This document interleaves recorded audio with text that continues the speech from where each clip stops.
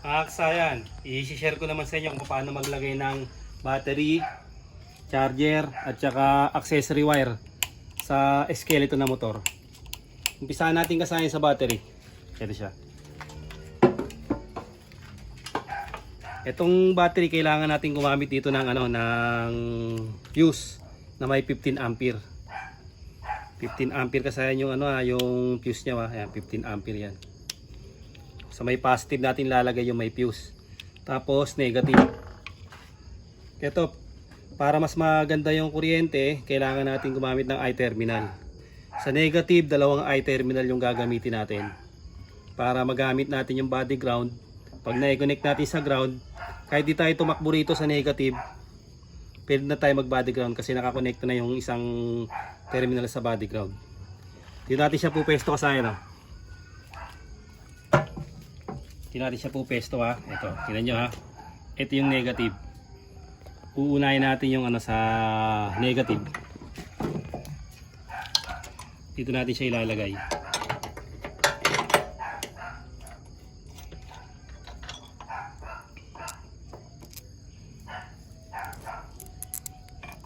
Para meron siyang body ground kahit patay yung ating makina. Hindi katulad ng ganyan na magkakaroon lang siya ng body ground pagkabuhay yung makina.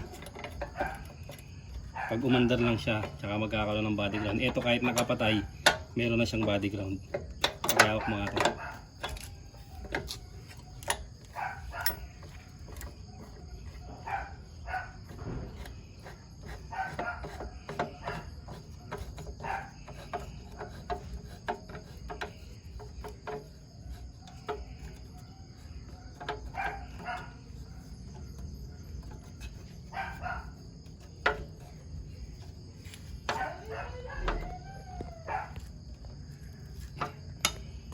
Tapos testing na natin kung testing natin siya kung meron siyang body ground gamit ang ating test light.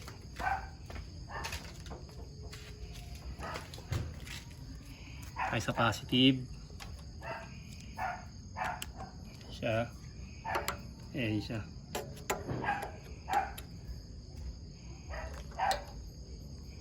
Ayan siya. Ayan siya. Meron na siyang meron na siyang body ground. Kaya pwede na tayong gumamit ng body ground dyan. Maghahanap lang tayo na maganda na lagyan kasi nakakonekta na sa body ground yung ating battery. Okay, meron na tayong ground Isusunod naman natin yung ating accessory wire o yung ating on off switch. Ito yung pinaka on off switch natin kasi wala tayong paglalagyan ng susian.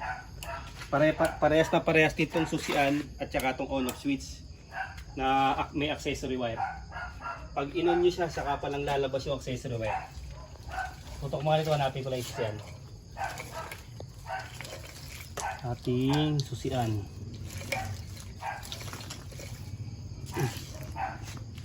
Saan yung ating susian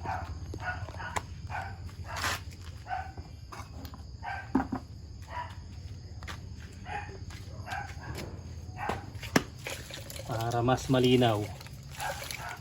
Wala ang ating susian.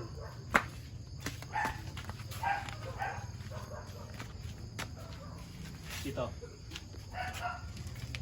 mga charger.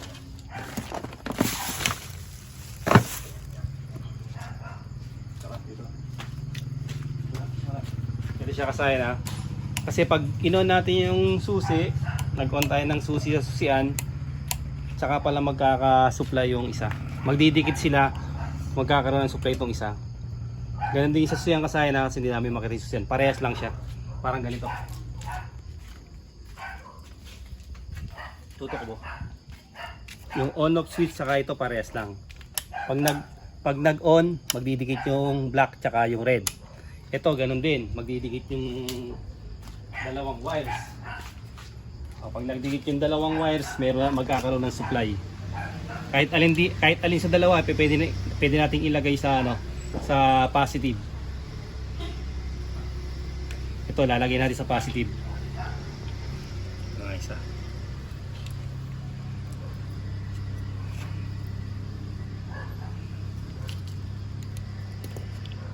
Positive kailangan natin yan ng fuse.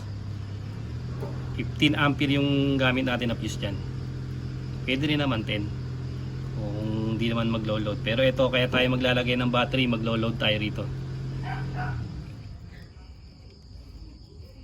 Mag-ano tayo dito ng pang New Year, kaya lalagyan natin siya ng battery.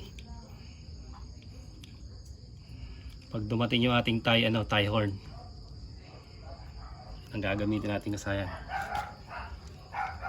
Ito yung positive, kailangan lagyan natin ng tape yan. Ay, mamaya na pala kasi may kukonekta pa tayo dyan. Tapos ito na, nakakonekta niya sa nakakonekta na sa battery. Ito na ngayon yung magiging accessory wire natin. Magkakasupply lang pagka naka-on na yung ating Magkakasupply lang siya pag naka-on na yung ating switch. Siya kasi naka-on mo. Kaya siya kasi 12 volts. Patayin mo. Okay, ito yung accessory wire. Dito tayo magkakabit lahat ng lahat ng i-install natin dadaan sa accessory wire. Hindi nakarekta para hindi mauubos yung charge ng ating yung charge ng ating battery. Ito meron na tayong on-off switch o accessory wire tong isa na to. Ito naman tayo sa may charger.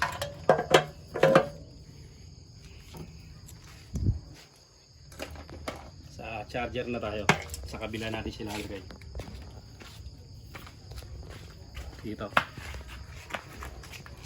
Ito yung ating lagay ng ng charger. Ito siya ganito yung forma niya. Ayan pa ganito.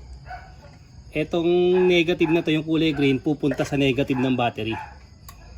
Pero dahil magduduktok pa tayo ng wire, para hindi na tayo magduktong, ilalagay natin sa accessory wire. Ito siya. Accessory wire, sorry, sa body ground. Iba body ground lang natin siya. Dito natin siya ilalagay. Para meron ng negative yung ating regulator rectifier. Pakiabot nga lang Philips 2.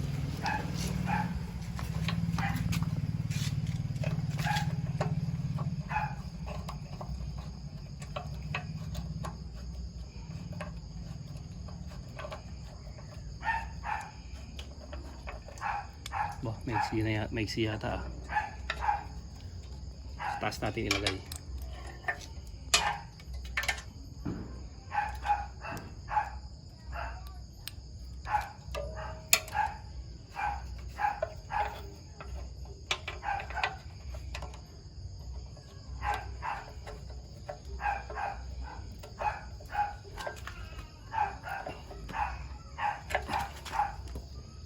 Okay, eto na. Meron na tayong negative body ground or negative ng battery. Ito yung negative ng battery Ito siya. Pwede rito, pwede diyan sa body ground. Tapos ito yung natin positive ng ating battery. Tingnan natin kung aabot. Pag-abutin na lang muna natin. Ay, mahaba. Dahil malayo yung accessory wire, itong dalawa pagsasamahin na lang natin to. Ito sa accessory wire to, pwede accessory wire, pwedeng magkasama sila. Lang charger yan, connector. Duduktungan ko na lang to ng wire. Para masyado siyang malayo na siya. Magduduktong na lang tayo ng wire dito. Tutukan mo lang yan ako, wala ko ng wire.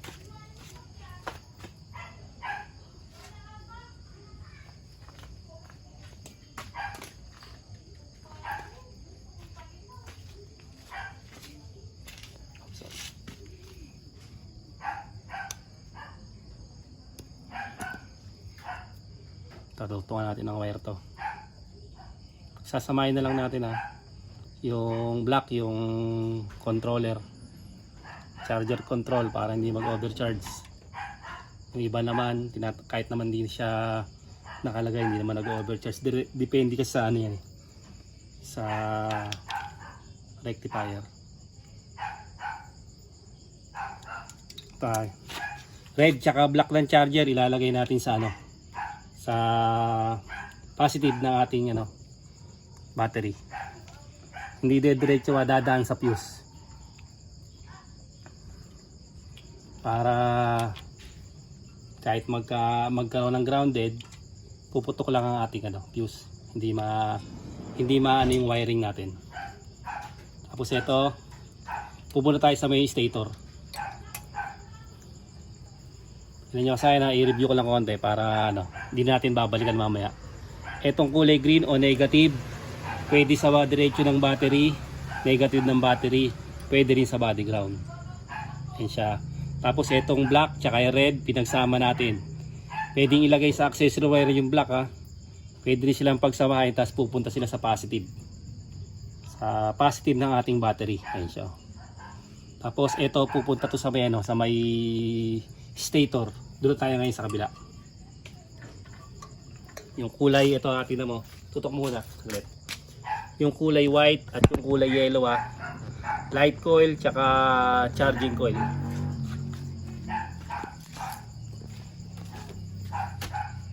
Ito na siya. Light coil at charging coil ha.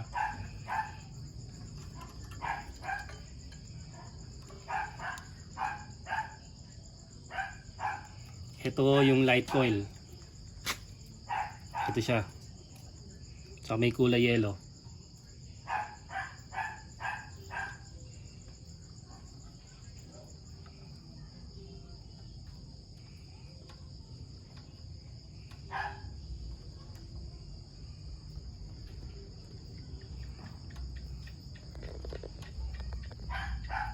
Tapos yung ating charging coil, ito yung kulay white.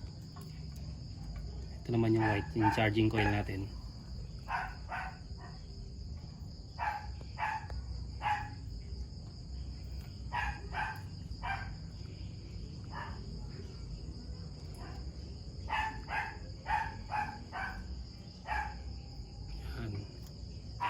Wala pa rin itong ano kasi na, wala pa rin tayong kill switch ha. Hindi pa rin natin nalagyan ng kill switch yan kasi dito yung kill switch natin. Yung on off switch na tinesting natin kanina. Okay, testing na natin.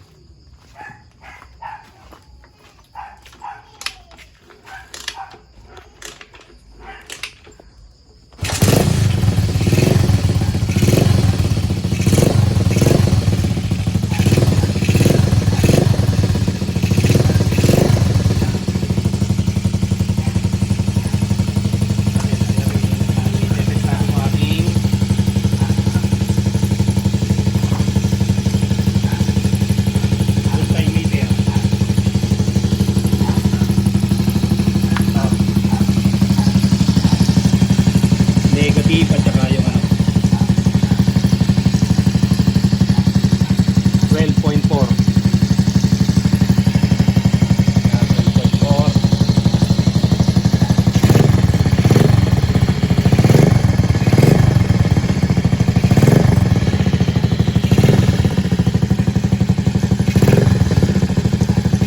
Baba pa siya. 12.5, 12.6.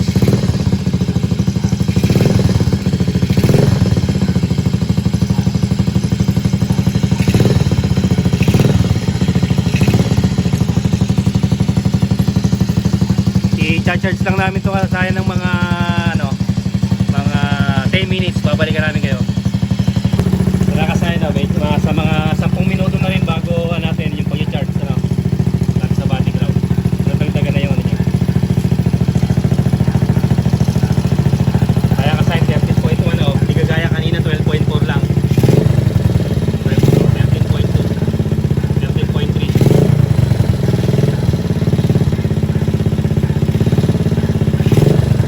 Tapos kasayan, ito na. Pwede na natin gamitin yung ano ha. Pwede na rin tayo maglagay ng ano, ito yung accessory wire natin. Accessory wire. Dito na, pwede na tayo maglagay ng ating ano, isang may accessory wire natin. Basta? Kaya siya kasaya no. Pwede na tayo maglagay ng malakas na ito na yung ano natin, oh, yung ating laser gun. Okay, 12 point. Ito naman dito. Laser gun 12.3. Natin lapit dito, baka masunog yung ano natin. Naiinitan siya. Yung negative natin, ayan. Okay, negative. Tapos 12.2 revolution. Tutok. Dahan.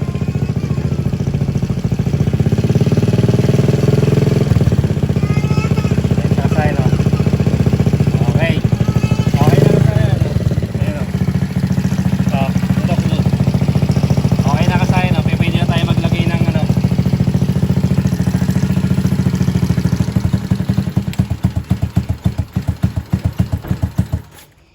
Ganun lang kasayan yung paglalagay ng, ano, ng battery, regulator rectifier, saka ng accessory wire.